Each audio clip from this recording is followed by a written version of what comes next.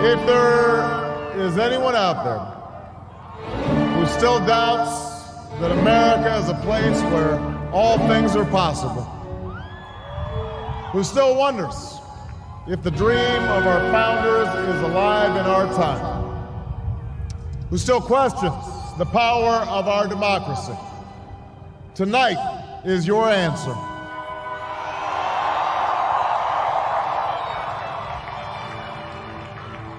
It's the answer told by lines that stretched around schools and churches in numbers this nation has never seen, by people who waited 3 hours and 4 hours, many for the first time in their lives, because they believed that this time must be different, that their voices could be that difference.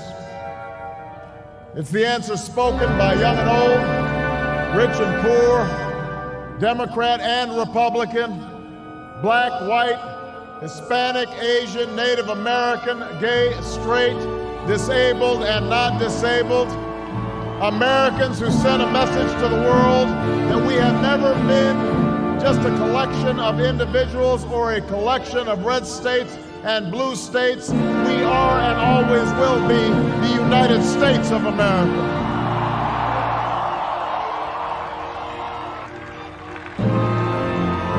It's the answer that led those who've been told for so long by so many to be cynical, fearful, and doubtful about what we can achieve, to put their hands on the arc of history and bend it once more toward the hope of a better day.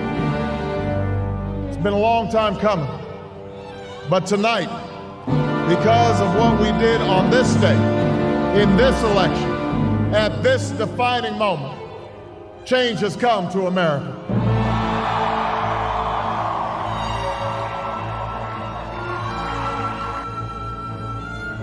We didn't start with much money or many endorsements.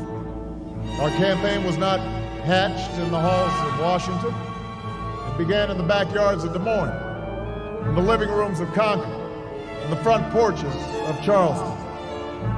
It was built by working men and women who dug into what little savings they had to give $5, $10, and $20 to the cause. It grew strength from the young people who rejected the myth of their generation's apathy, who left their homes and their families for jobs that offered little pay and less sleep.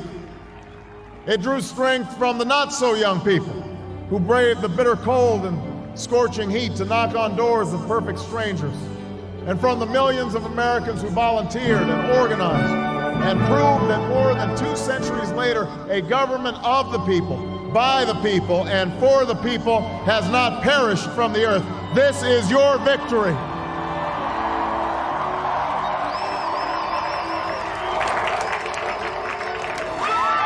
Now, I know you didn't do this just to win an election. I know you didn't do it for me. You did it because you understand the enormity of the task that lies ahead. For even as we celebrate tonight, we know the challenges that tomorrow will bring are the greatest of our lifetime.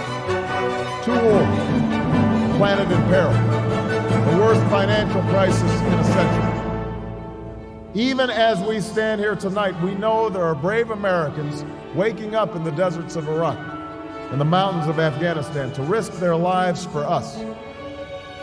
There are mothers and fathers who will lie awake after their children fall asleep and wonder how they'll make the mortgage, or pay their doctor's bills, or save enough for their child's college education. There's new energy to harness, new jobs to be created, new schools to build, and threats to meet, alliances to repair. The road ahead will be long. Our climb will be steep. We may not get there in 1 year or even in 1 term. But America, I have never been more hopeful than I am tonight that we will get there. I promise you, we as a people will get there.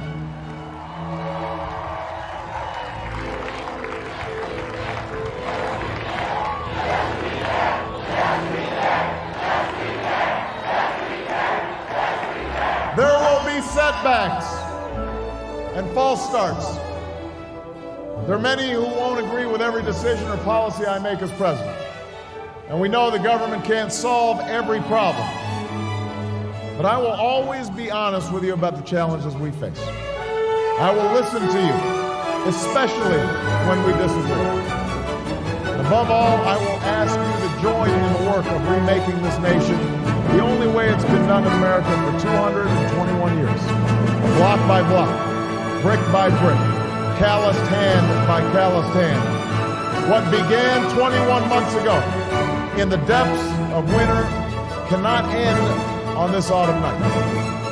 This victory alone is not the change we seek. It is only the chance for us to make that change. And that cannot happen if we go back to the way things were. It can't happen without you, without a new spirit of service, a new spirit of sacrifice. So let us summon a new spirit of patriotism, of responsibility, where each of us resolves to pitch in and work harder and look after not only ourselves but each other. Let us remember that if this financial crisis taught us anything, it's that we cannot have a thriving Wall Street while Main Street suffers. In this country, we rise or fall as one nation, as one people. Let's resist the temptation to fall back on the same partisanship and pettiness and immaturity that has poisoned our politics for so long. Let's remember that it was a man from this state who first carried the banner of the Republican Party to the White House, a party founded on the values of self-reliance and individual liberty and national unity. Those are values that we all share. And while the Democratic Party has won a great victory tonight, we do so with a measure of humility and determination to heal the divides that have held back our progress.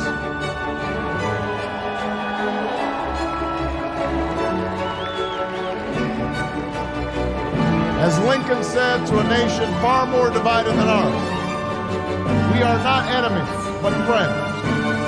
Though passion may have strained, it must not break our bonds of affection. And to those Americans whose support I have yet to earn, I may not have won your vote tonight, but I hear your voices. I need your help, and I will be your president too.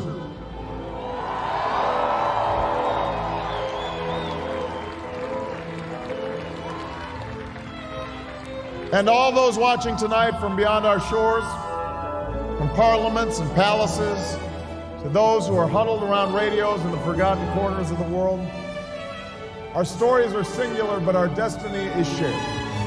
The new dawn of American leadership is at hand.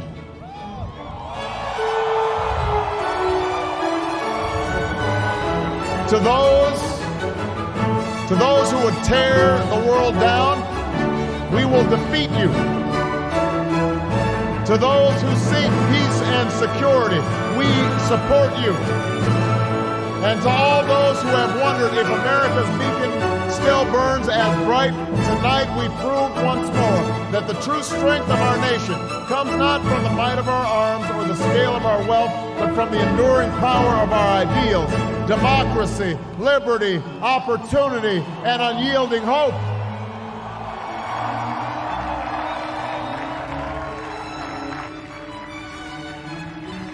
That's the true genius of America, that America can change. Our union can be perfected. What we've already achieved gives us hope for what we can and must achieve tomorrow.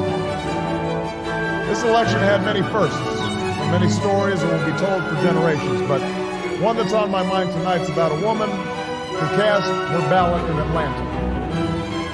She is a lot like the millions of others who stood in line to make their voice heard in this election, except for one thing. Ann Nixon Cooper is 106 years old. She was born just a generation past slavery, a time when there were no cars on the road or planes in the sky, when someone like her couldn't vote for two reasons: because she was a woman and because of the color of her skin. And tonight, I think about all that she's seen throughout her century in America. The heartache and the hope, the struggle and the progress. the times we were told that we can't, and the people who pressed on with that American creed, yes, we can. At a time when women's voices were silenced and their hopes dismissed, she lived to see them stand up and speak out and reach for the ballot. Yes, we can. When there was despair in the Dust Bowl and depression across the land, she saw a nation conquer fear itself with a new deal, new jobs, a new sense of common purpose. Yes, we can. When the bombs fell on our harbor and tyranny threatened the world, she was there to witness a generation rise to greatness and a democracy was saved. Yes, we can. She was there for the buses in Montgomery, the hoses in Birmingham, a bridge in Selma, and a preacher from Atlanta who told the people that we shall overcome. Yes, we can. A man touched down on the moon. A wall came down in Berlin. A world was connected by our own science and imagination. And this year, in this election, she touched her finger to a screen and cast her vote. Because after 106 years in America, through the best of times and the darkest of hours, she knows how America can change. Yes, we can. America, we have come so far. We have seen so much, but there's so much more to do. So tonight, let us ask ourselves, if our children should live to see the next century, if my daughters should be so lucky to live as long as Ann Nixon Cooper, what change will they see? What progress will we have made? This is our chance to answer that call. This is our moment. This is our time to put our people back to work and open doors of opportunity for our kids, to restore prosperity and promote the cause of peace, to reclaim the American dream and reaffirm that fundamental truth that out of many we are one, that while we breathe, we hope, and where we are met with cynicism and doubt and those who tell us that we can't, we will respond with that timeless creed that sums up the spirit of a people. Yes, we can. Thank you. God bless you. And may God bless the United States of America.